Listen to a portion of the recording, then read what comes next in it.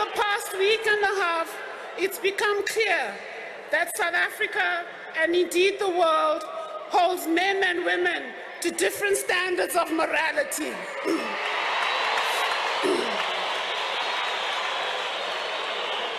Much of what my mother had been constantly asked to account for is simply ignored when it comes to her male counterparts. And this kind of double standard acts also to obscure the immense contribution of women to the fight for the emancipation of our country from the evil of apartheid. I say fight because the battle of our freedom was not some polite picnic at which you arrive armed with your best behavior.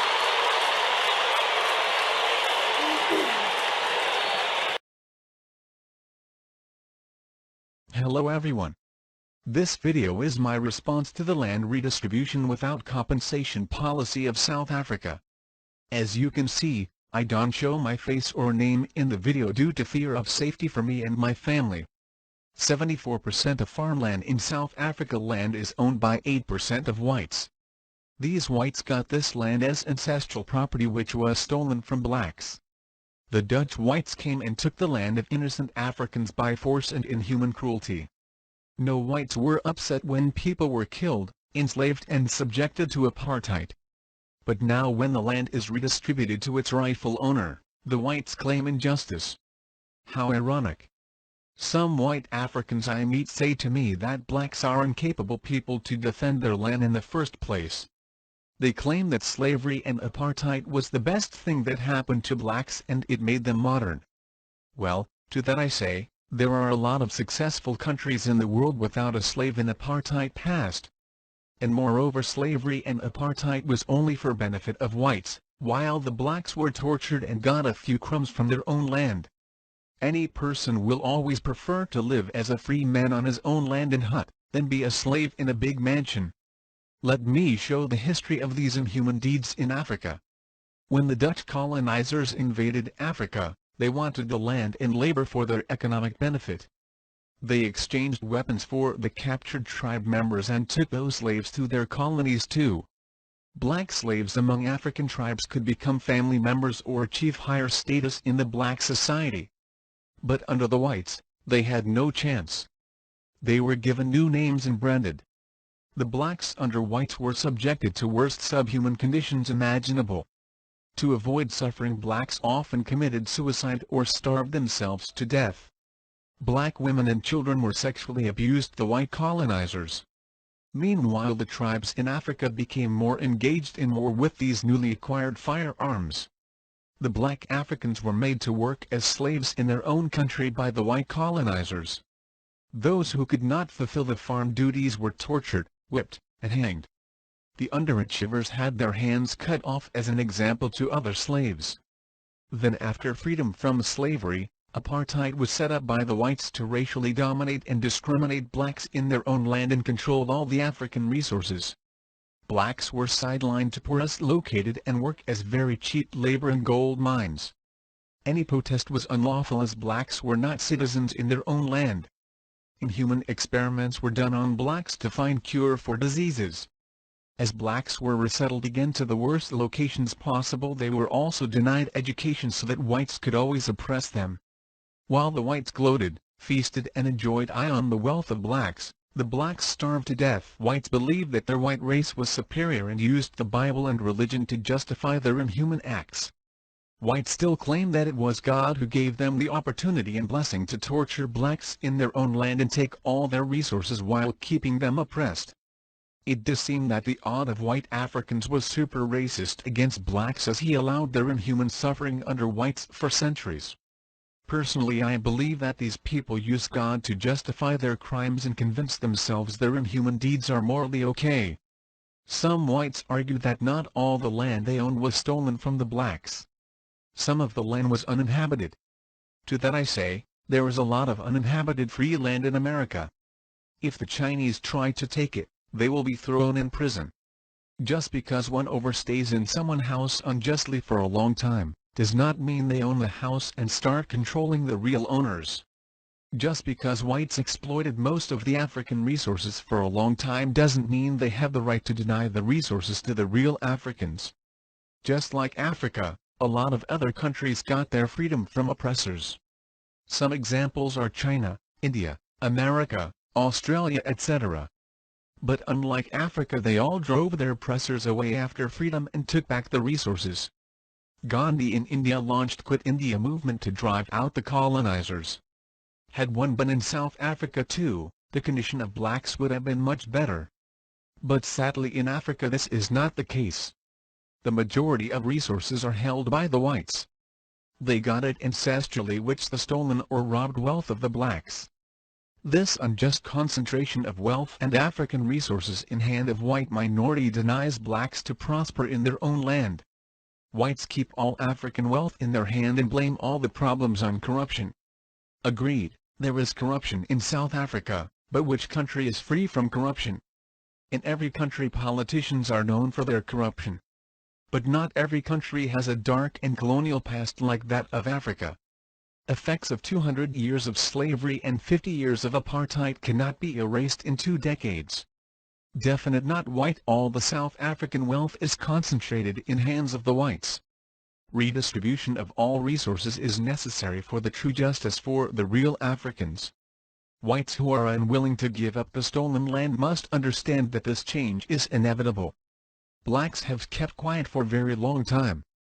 Even after the apartheid era, blacks had fear of looking a white in the eye or interacting with them. Such are the effects of colonial racisms. The black Africans were sometimes amazed by the confidence of African Americans. The system in South Africa also created a false idea in everyone that white is more beautiful and acceptable. Even today, 2 decades after apartheid, racism is seen in the society.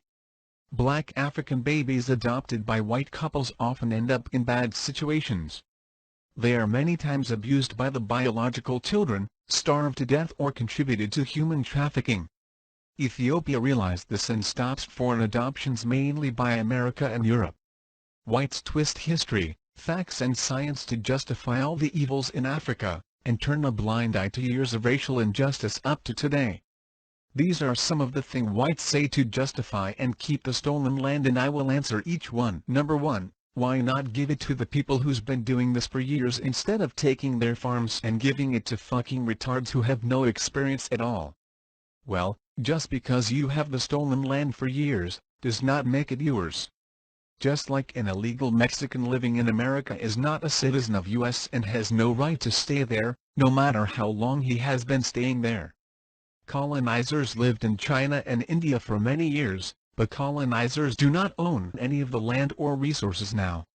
Blacks have never had the resources and land. Where do you expect them to get experience from? After land reform, this can be solved. Whites have only owned and worked on the land to fill their pockets from African resources, not to feed the poor blacks. Number 2, double-digit IQ brain nibber asking for the farmland shows perfect example that nibbers really are retarded. The racism part is unacceptable for any normal human, so let us move above this. This is always a trick of whites to claim that blacks have low IQ and don't deserve to be equal to whites. IQ can be tested only if you are literate. It's not the most precise tool to test intelligence. Black Africans are mostly poor and have high illiteracy rates. Most black children are too poor to even go to a school. Redistribution of resources to the blacks will fix this. Blacks have invented many important inventions that I will mention later.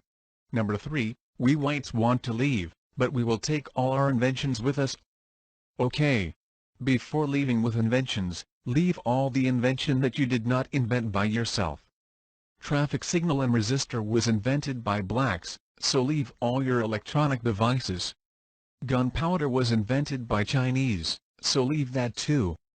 Zero was invented by Indians.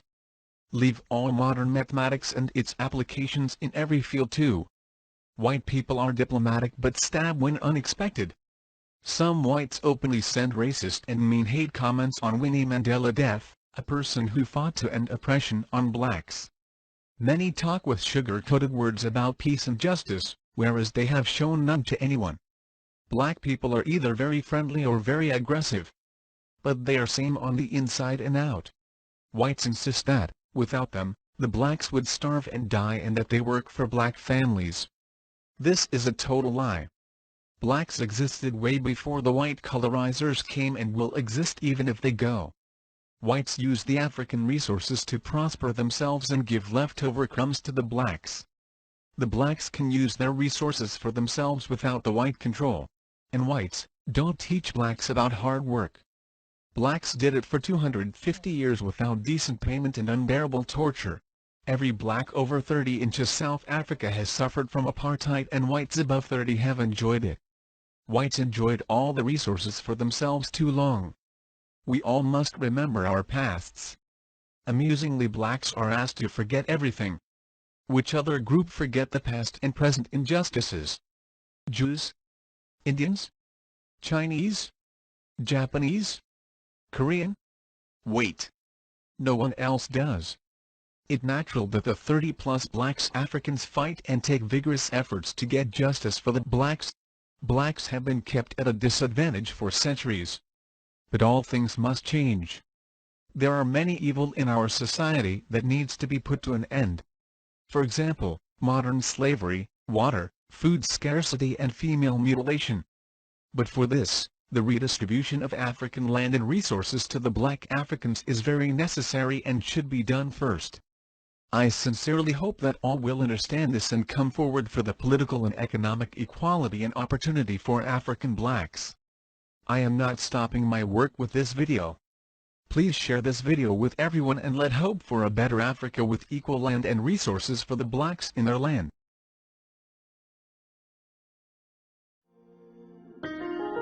I'm sorry, I know this letter's a little late, but I already wrote it, so I'm sending it anyway. I should drop it off myself and tip the bouncer at heaven's gates.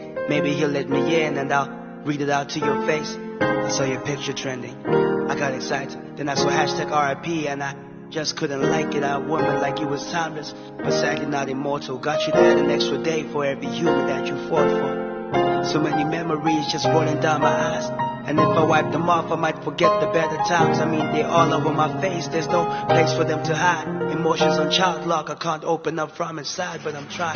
My dad spoke a lot about you, I remember, the media too, but I like my father's version better, he got so poetic. I met Lakaya when he said it, he spoke about your grace, your beauty, it made my mom jealous. Y'all resemble each other. So blessed, so perfect, so unreal, so worth it. You great things deserving, multitasking. How are you a queen and servant? You can afford to pay respect, cause first you earned it. You didn't see black and white, you saw the colors of equality, the shades of democracy. You paint over the poverty, your artistry is so in tune with modesty and honesty. Those are the same ideas that polished me. I tried to keep this letter short, I know you must be busy having dinner with the Lord while my D was watching sports. Did he miss you? I'm sure it feels like your first date. Is he happy to have you home for his 100th birthday? I should probably leave now, I should let you get some rest. Put your feet up and de-stress, and don't worry about us, because of you we struggle less. Still not free but we are blessed, still too black but nonetheless human. And may your kids be taken care of, may they live as long as you. You raised the rest of us so well, I hope they got to know you too. I hope you read this letter for the other icons in the room. We never got the chance to say we love them too. 2nd of April and the great show ends, and you can spread your little angel wings added to the angel list of the greatest who ever graced the earth. How does it feel to give a nation birth?